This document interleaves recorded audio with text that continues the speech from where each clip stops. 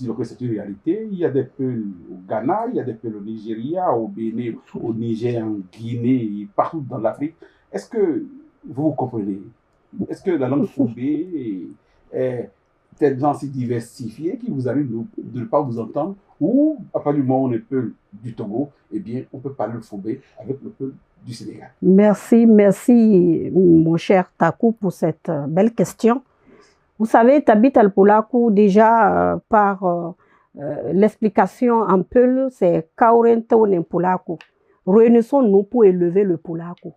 Tout simplement parce que les Peuls sont présents dans plus de 20 pays africains. 20 pays. Oui. Et ils partagent la même langue. Cela veut dire qu'on se comprend.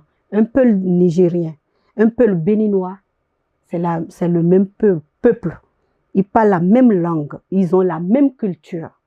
Pareil qu'un Peul du Sénégal, qu'un Peul du Mali, qu'un Peul de la Guinée, qu'un Peul du Nigeria.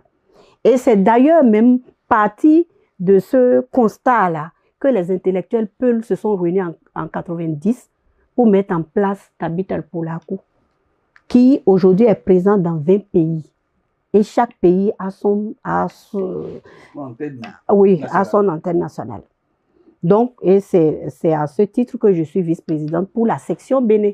Donc, pareil dans les autres pays. Et maintenant, tous ces pays se sont réunis pour élire un président à l'international, qui est l'ancien gouverneur de la Banque centrale du Nigeria, ancien émir de Kano. Comme par hasard, il vient d'être élu à nouveau émir de Kano.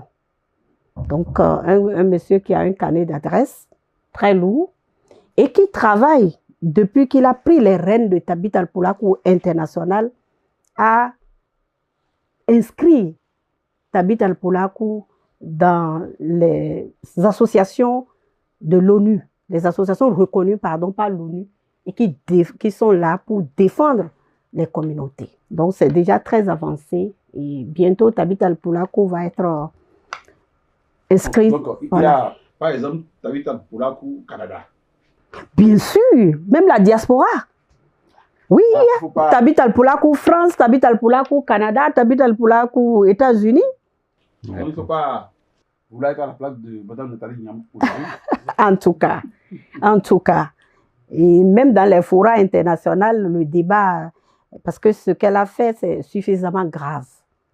Et moi, je pense qu'on peut défendre des idéaux autrement.